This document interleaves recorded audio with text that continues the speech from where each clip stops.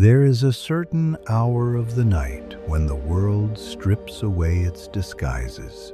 The noise of the day fades into a profound, echoing stillness. In this vast silence, there is no place to hide. We are left alone with the one companion from whom there is no escape, the human mind. Sit here, by the quiet fire of your own awareness. Listen to the crackle of the wood, the subtle shifting of the embers. It is a gentle sound, yet it speaks to something ancient within.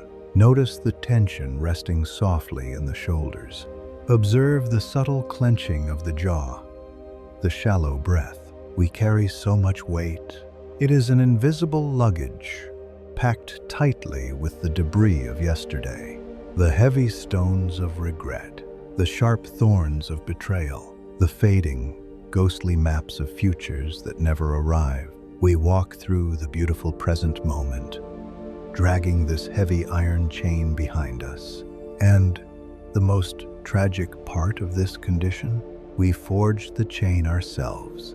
We hold the padlock, and we hold the key.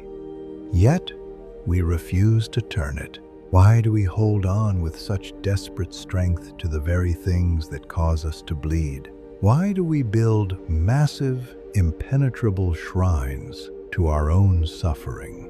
This is the great paradox of the human heart. We seek peace, yet we cling fiercely to our pain. There is a strange, intoxicating comfort in the familiar ache. The mind is a creature of deep habit, fundamentally terrified of the unknown. To the terrified ego, a familiar hell is often vastly preferable to an unfamiliar heaven. We have memorized the exact contours of our sadness. We know how to navigate the dark rooms of our grief. We have decorated the walls of our disappointment with exquisite care. Pain, over time, ceases to be just an experience. It crystallizes into an identity. If the hurt is removed, who remains?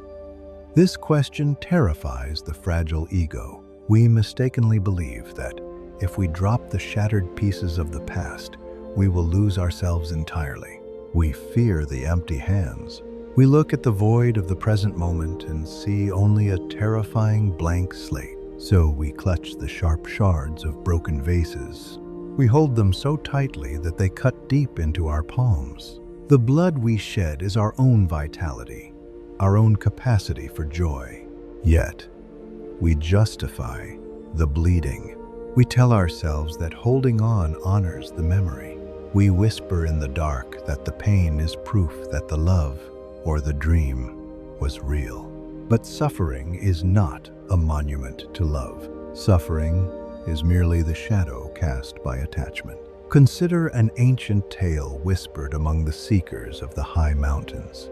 The story speaks of a weary traveler navigating a dense, treacherous jungle. For weeks, the traveler fought through thick vines and venomous serpents. One day, he arrived at the banks of a violent, churning river. The water was dark, sweeping away everything in its path. Across the river lay the land of supreme peace, the sanctuary he had sought his entire life. To cross, the traveler found a large, buoyant log woven with sharp, painful thorns. He clung to the thorny log with all his might. The river battered him. The current tried to pull him under, and the thorns tore at his flesh. But the log kept him afloat. Slowly, painfully, he kicked his way across the violent expanse. Finally, exhausted and bleeding, he washed up on the opposite shore. He was safe. The land of peace was beneath his feet. Yet, the traveler did not let go of the log.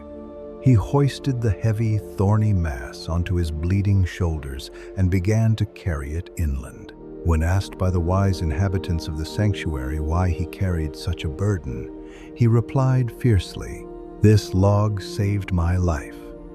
Without it, the river would have claimed me. I can never abandon it." He spent the rest of his days walking through paradise, burdened by a decaying piece of wood that constantly pierced his skin. The inhabitants watched him with deep compassion. The log had served its purpose. It was necessary for the crossing, but on dry land, the instrument of salvation had become an instrument of self-torture. We are that weary traveler. The coping mechanisms we developed to survive our traumas were once necessary. The anger that shielded us from vulnerability, the hypervigilance that protected us from further betrayal, the deep cynicism that guarded our tender hopes. These were our thorny logs. They helped us survive the violent rivers of our past. But we are no longer in the river. The storm has passed. We are standing on the shores of a new day. Yet, we continue to carry the heavy armor, exhausted by its weight, wondering why we cannot feel the warm sun on our skin. To let go is not an act of betrayal against your past. It is an act of profound mercy toward your present. Let us delve into the architecture of this clinging. The ancient Stoics understood this tragic comedy of the human condition intimately.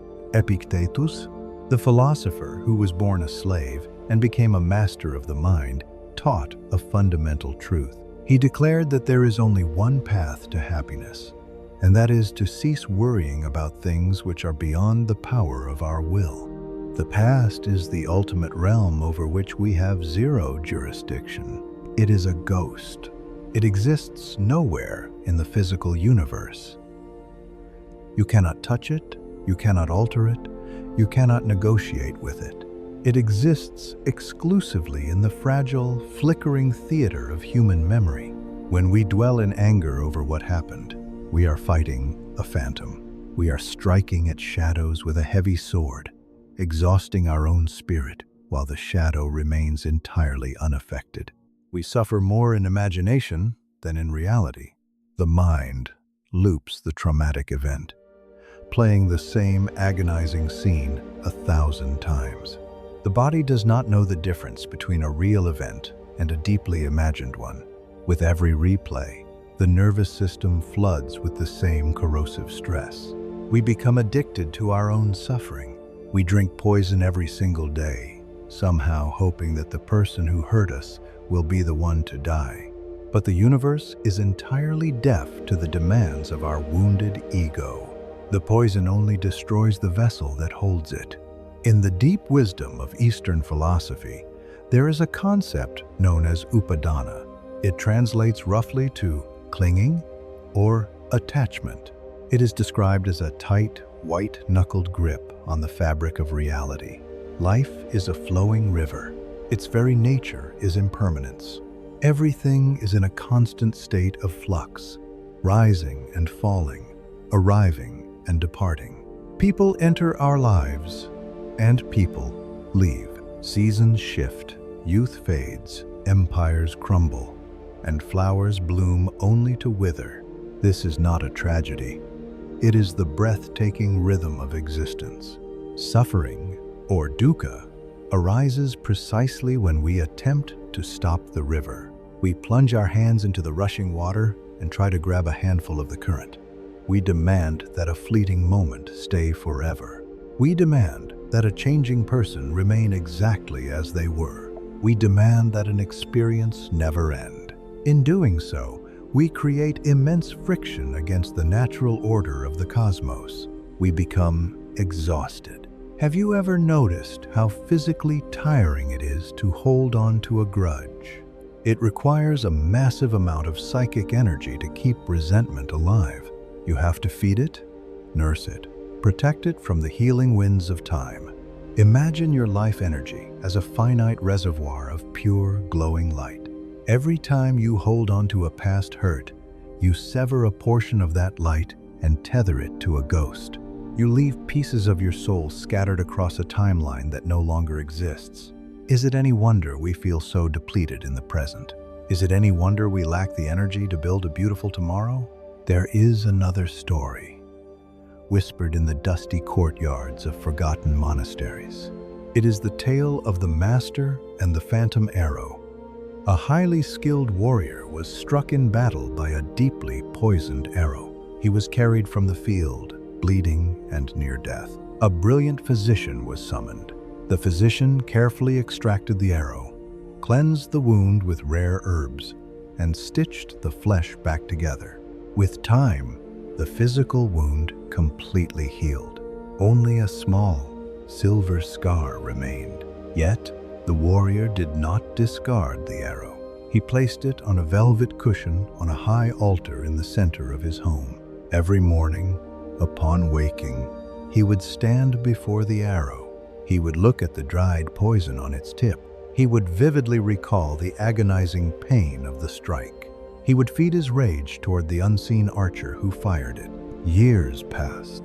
The warrior grew old and bitter. He never fought another battle. He never enjoyed the sweet taste of his food or the warmth of his family.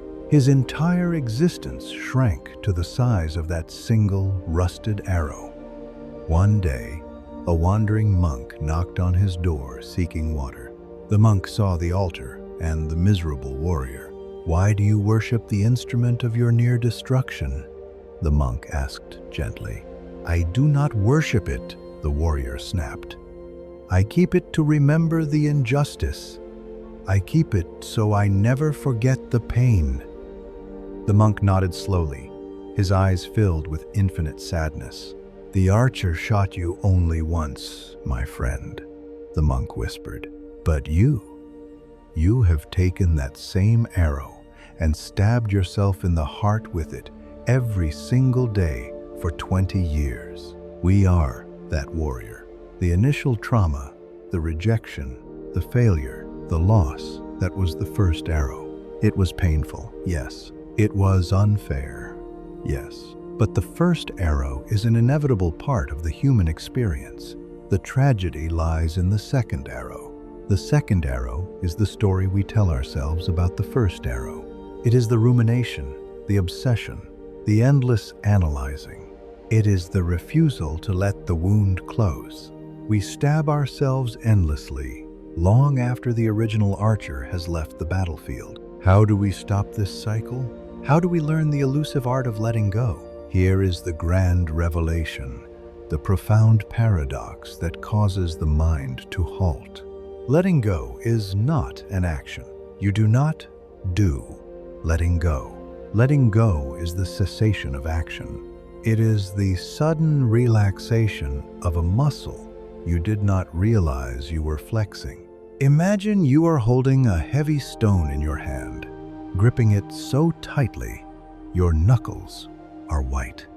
If I ask you to let go of the stone, you do not need to perform a complicated maneuver.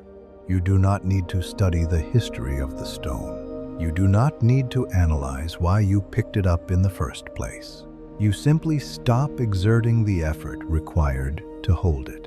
You relax your fingers. Gravity does the rest. The stone falls. Your hand is instantly free. We mistakenly believe that letting go requires monumental effort. We think we need closure. We think we need an apology that will never come. We think we need the other person to understand our pain. But closure is a myth invented by a restless mind. You do not need the universe to tie your past into a neat little bow. You simply need to exhale. You need to recognize that the effort of holding on is destroying you. Forgiveness is the ultimate manifestation of this release. Society has corrupted the true meaning of forgiveness. We are taught that to forgive is to condone the offense. We think forgiveness means saying, "What you did to me is okay." This is a lie. Forgiveness has absolutely nothing to do with the other person. The person who hurt you does not even need to be alive for you to forgive them. Forgiveness is deeply, profoundly selfish in the purest sense of the word. It is the conscious decision to untie the rope from around your own neck. It is the realization that resentment is a heavy chain binding you to the very person you despise. When you forgive, you are not setting the offender free. You are setting yourself free from the prison of their memory. You are reclaiming your life energy. Let us explore another metaphor from the profound depths of nature. Observe the trees as autumn approaches. The leaves turn brilliant shades of gold, crimson, and amber. They are breathtakingly beautiful. But as the air grows cold and the days grow short, the tree does not cling to its leaves. It does not expend its precious winter reserves trying to force the dead leaves to stay attached to the branches. The tree understands the necessity of surrender. It allows the wind to strip its branches bare. It stands naked and vulnerable in the freezing snow. To the untrained eye, the tree appears dead. But beneath the bark, life is quietly conserving itself, resting, preparing for a rebirth. If the tree had refused to let go of the autumn leaves, it would not have the energy to grow the vibrant green buds of spring. The old must be completely cleared away to make room for the new. Your heart operates by the exact same natural law. You cannot hold a new dawn if you are still gripping the twilight of yesterday. You cannot embrace a new love if your arms are tightly wrapped around a ghost. You cannot discover the magnificent person you are becoming if you remain chained to the person you used to be.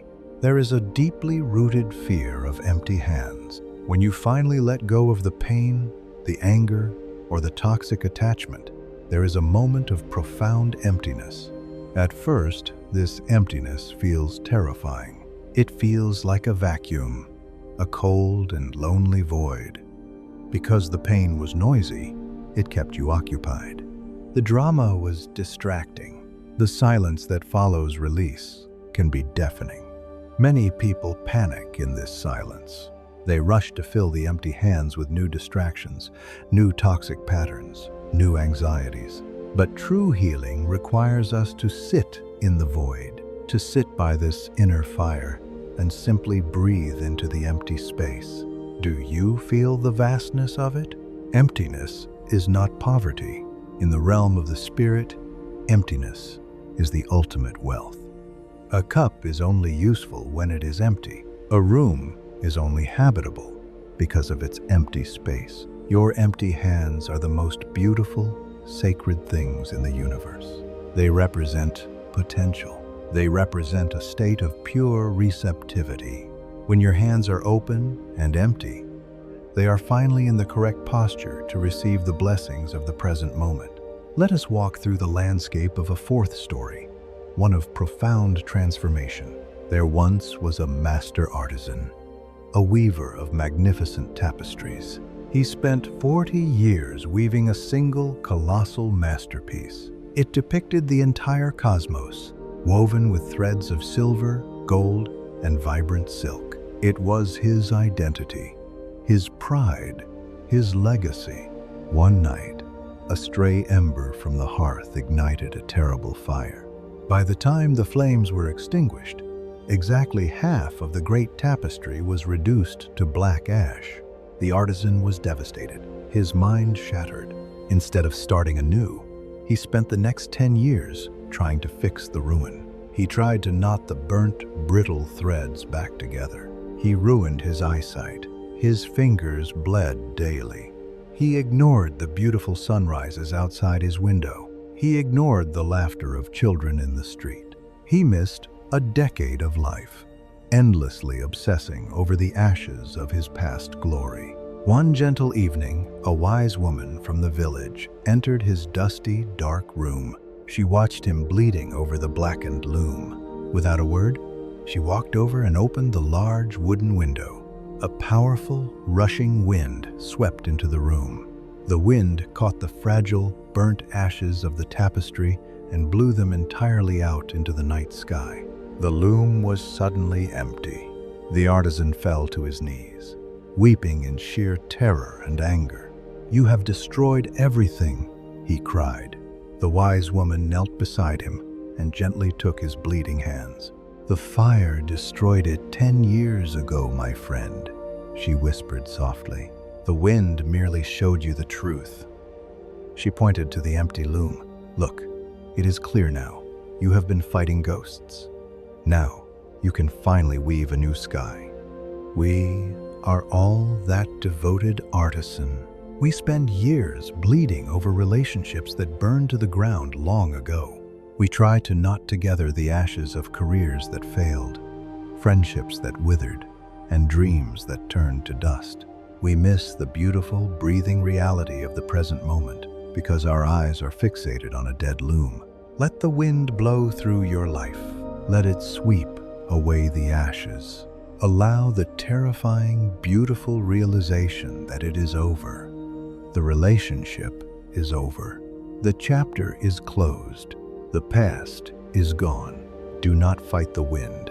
Embrace the profound relief of the empty loom. You are the weaver, and as long as you have breath, you have the power to create anew. But you must accept the clearing. The journey of letting go requires radical self-compassion. You must forgive yourself for holding on for as long as you did. Do not judge the terrified child within you who gripped the thorny log. That grip was an act of survival. Thank the defense mechanisms for keeping you alive when you were in danger. Bow to them in deep gratitude. Then, gently whisper to them, "We are safe now. You can rest." Notice how the body responds to this permission. Notice the subtle dropping of the shoulders, the softening of the belly, the unclenching of the hands. It is a physical melting, a return to the natural state of grace. The Stoic Emperor Marcus Aurelius reminded himself daily of the fleeting nature of all things. He wrote that all is ephemeral, both memory and the object of memory. To deeply understand impermanence is to unlock the highest level of freedom. When you realize that everything is temporary, you stop trying to possess things. You start to simply experience them. You appreciate the flower precisely because it will wither. You love deeply precisely because the time is limited. When we stop clinging, we do not lose love. We actually elevate love to its purest form. Clinging is rooted in fear. Love is rooted in freedom. If you try to hold a butterfly by crushing it in your fist, you possess it, but you destroy its life. If you open your palm, the butterfly may rest there willingly, and if it flies away, you are grateful for the moment of its beauty. This is the supreme art of non-attachment. It is not a cold, indifferent state of being. It is not the absence of emotion. Non-attachment is the most passionate, engaged way to live. You dive fully into the ocean of life, feeling every wave, every current, but you do not try to put the ocean in your pocket. You let it flow. As we sit together in the dying light of this fire, let us make a conscious choice. Visualize the heaviest burden you are carrying right now. Give it a shape, a weight, a texture. Feel how much energy it costs you to carry it. Now, look down at your own hands. See how tightly you are gripping this phantom weight. Take a slow, deep breath in. Draw the cool air all the way down into the depths of your being. And as you exhale, simply open your hands. Stop doing the work of holding on. Watch the burden fall away into the darkness. Feel the instant lightness. Feel the rush of fresh blood returning to your fingers. It is done. It is allowed to be over. You are allowed to step out of the prison of your own making. The door was never locked. You were simply leaning against it. Step outside into the cool night air. Look up at the infinite expanse of the stars. They have been shining for billions of years, entirely unbothered by the trivial dramas of the human ego. They are a testament to the grand, silent perfection of the universe. You are a piece of that magnificent universe. You were not born to suffer endlessly. You were not born to be a curator in the museum of your own past tragedies. You were born to experience the miraculous unfolding of the present moment. Let the ashes blow away. Let the river flow past. Let the thorns drop from your tired shoulders. Embrace the quiet, profound peace of empty hands. For it is only with empty hands that you can finally reach out and hold the absolute beauty of the rest of your life. Rest now. The fire is burning low. The night is quiet. And for the first time in a long time, you are truly, deeply free.